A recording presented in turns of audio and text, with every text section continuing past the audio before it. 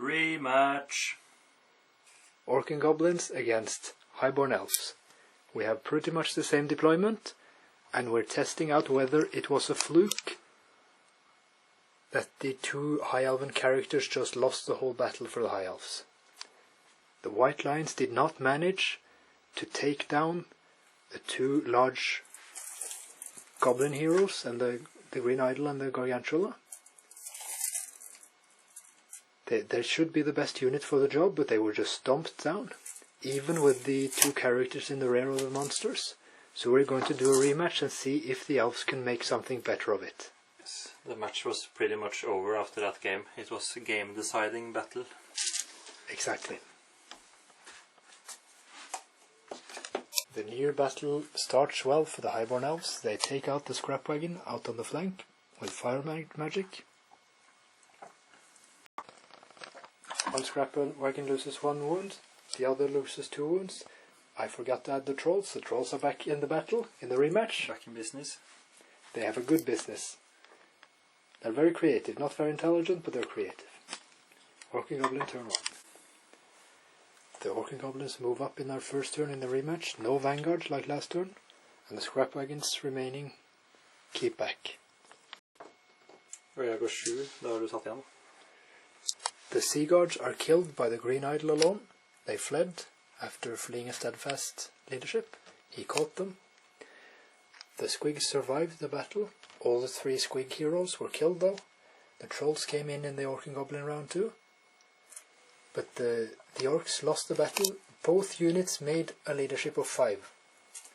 Non-rerollable because the Squig BSB was killed. But they still stood into the Elves.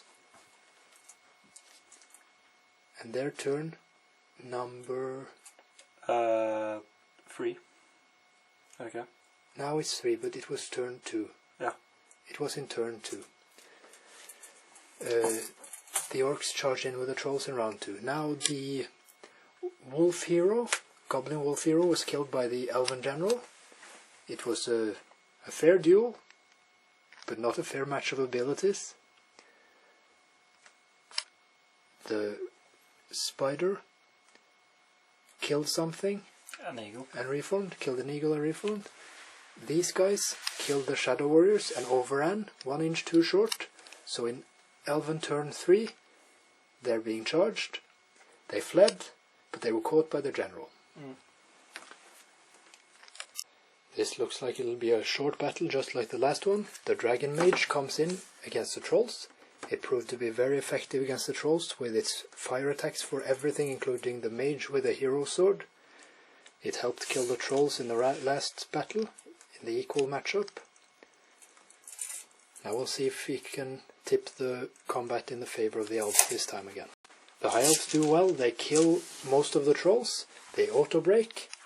2 Trolls, one of them with 1 wound left. 1 Squig is left, flees, but they get away from them. So in the next turn, the Orc and Goblin turn 3, it may be interesting. We have a couple of scrap wagons, looking puzzled at the action. What is this? What? Is this the fight they were talking about? In the Orc and Goblin round 3, the Goblin King of Gargantula and the scrap wagon killed the White Lions. The Snotlings did the last wound to break the steadfast of the White Lions, and they caught them in pursuit, running this way. The other scrap wagon didn't reach the dragon, maybe just as well.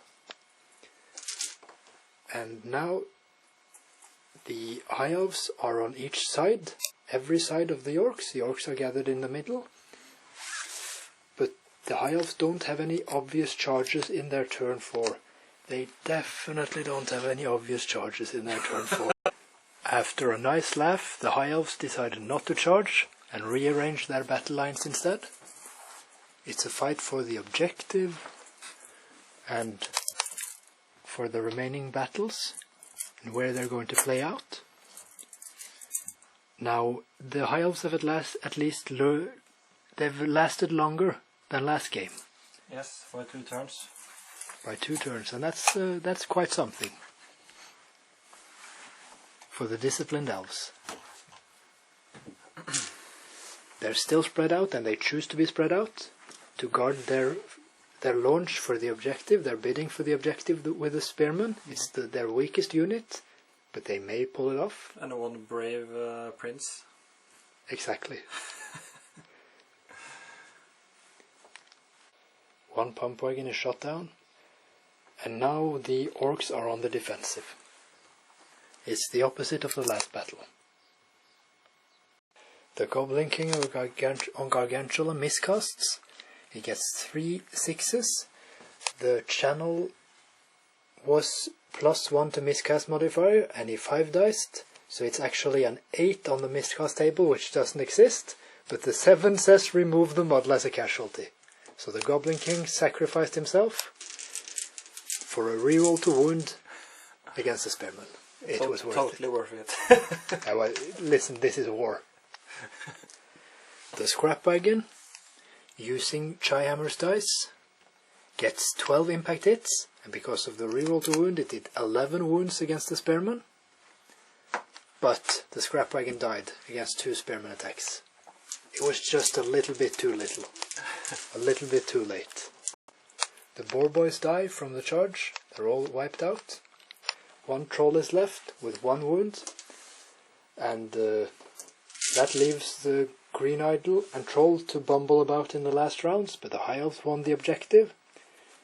The only reduction in their point win is that they lost some models. Yeah, I lost quite a few. I lost Seaguard and Lion Guard.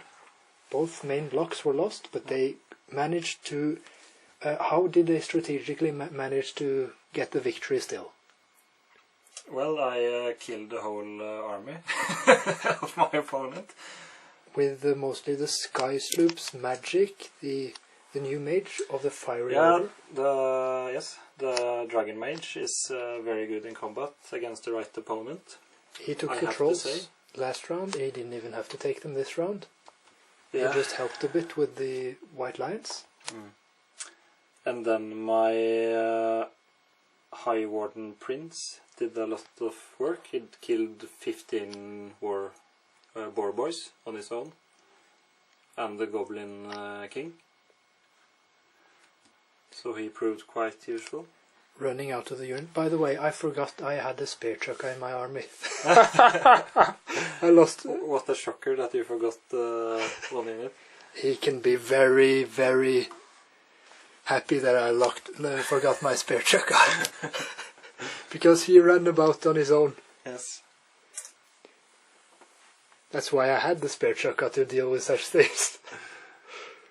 Okay, and the High Elf army had more dynamics in this rematch, but it was not a sure thing until round 4 or so still.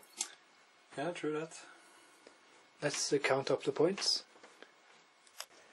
The Orc and Goblins made a mistake by moving their squig heroes a bit too close to the combat, so the Elves got a lucky overrun of 8 and got into the squigs. That is agreed upon. That changed the balance in favor of the High Elves. The squigs fall quickly because they're targeted anyway, but this combat they were too vulnerable and just didn't play a part in the battle in a positive way. Yes, and after that, even though I lost my Lion Guard horde and my Sea Guard block, I could just dance around him and cast magic and shoot. So after that he had no chance. Yeah. An Order of the Fiery... Fiery Heart? Order of the Fiery Heart is very good now? Yeah, it's pretty cool to play at least, because it's a good caster and is also a very decent fighter. And he's mobile because he gets 18 March. So it's a mage on a dragon that actually works. Yes. Casts spells in and out of combat, missiles in and out of combat. Yeah. Really cool to play. And, yeah. And pyromancy has been changed, so it's not as effective against the goblins as it's used to be. It has used to just decimate the goblin army, but pyromancy doesn't have armor piercing anymore. That makes a difference. It's more pure missiles, so it's not that much control over the battlefield in combats. Yeah, it's really dependent on having good targets, because with no armor piercing it's also everything is rank 4 and it's no armor piercing, so it's bad against a lot of targets. But I had it to take out the pump wagons at least, my worst enemy. Exactly, yeah.